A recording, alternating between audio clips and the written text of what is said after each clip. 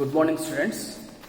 Today let me discuss the next important element, that is so called as Banking Regulation Act of 1949. So speaking about the Banking Regulation Act of 1949, this is one of the most important as well as the major act within the literature of banking law and practice subject. And this act mainly covers these many important sections. Let us go through all those sections one by one. The first section is the subsection 1, clause B. So this section gives the definition of banking.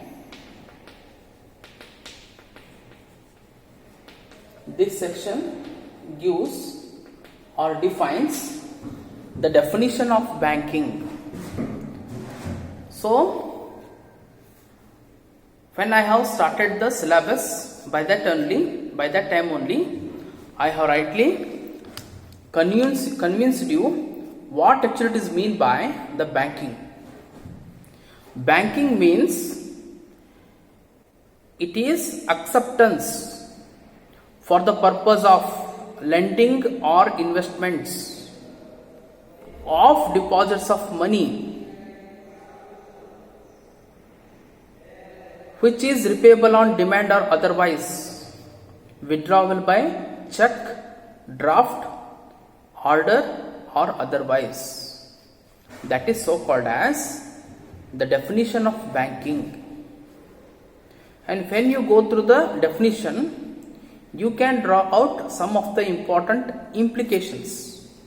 What are those? One is that banking is acceptance of deposits of money for the purpose of lending or investment. It means that it is truly concerned with acceptance of deposits from the public. It means it is going to borrow and collect the required deposits, required funds from the public. And once the deposits are going to be collected, those are going to be provided in the form of loans and advances to the public only. And those deposits can be used either for the purpose of lending, or the banking company can make investment of all those funds in any other company or in any other securities in the capital market. And they are going to be repayable if the depositor come and ask the bank to pay the deposits. It is the duty and responsibility of the bank that whatever the deposits that they have made, they have kept with the bank, those must be refunded, repayable. How? On demand, as and when the demand is going to be raised, demand is going to be given by the customer. It is the duty of the bank to make refund of all those deposits. And even the depositors can withdraw the deposits at any point of time by using any one of the negotiable instruments. Those can be check, those can be demand draft, those can be hundies, those can be bill of exchange, or like this they can use any kind of negotiable instrument so as to withdraw the deposits so made with the bank. That is the definition of banking. And second important section truly states about what actually is meant by banking company.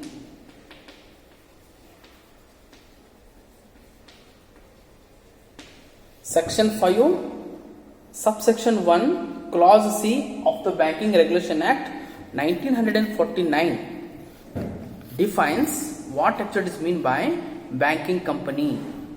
Banking company is nothing but it is a body corporate. It is a financial institution which is going to involve itself in the banking business in India, that company or institution is so called as banking company. And section 6 truly states about some of the subsidiary services. Subsidiary services which are going to be provided by the banking company in India. What are subsidiary services? Subsidiary services are nothing but utility services or the supplementary services to the primary as well as secondary services. Those are so called as subsidiary services. Best example can be collection of check or draft,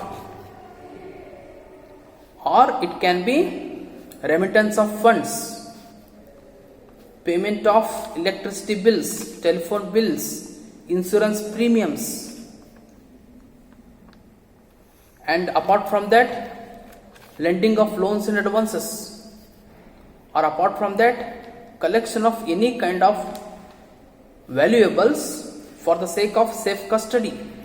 So this kind of effective as well as efficient services are going to be provided by banking company. Those are so called as subsidiary services of the banking company, which is going to be stated by section 6. And next important section is the section 7. Section 7 states that it is a mandatory and compulsory. It is mandatory and compulsory for every banking company to use the words called as bank, banking or banker as a part of its name. If these words are missing, or if the banking company is not going to use these words as a part of its name, then that company is not so called as a banking company. That is why it is a mandatory to use. It is mandatory to use the words bank, banking as well as banker. Those are also important terminologies with respect to the banking company. And last section is that section 8. Section 8 is going to impose some sort of prohibitions. This section is going to impose some sort of restrictions.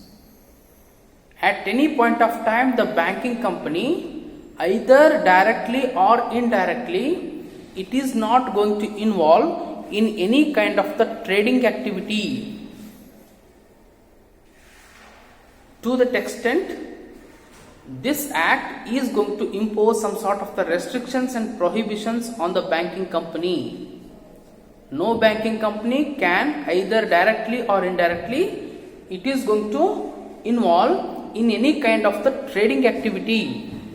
Trading activity in the sense buying and selling of goods and services. This kind of activity is not going to be involved by any kind of banking company. So this section is going to be defined by section 8. So these are the important sections which are going to be enumerated as a part of Banking Regulation Act of 1949.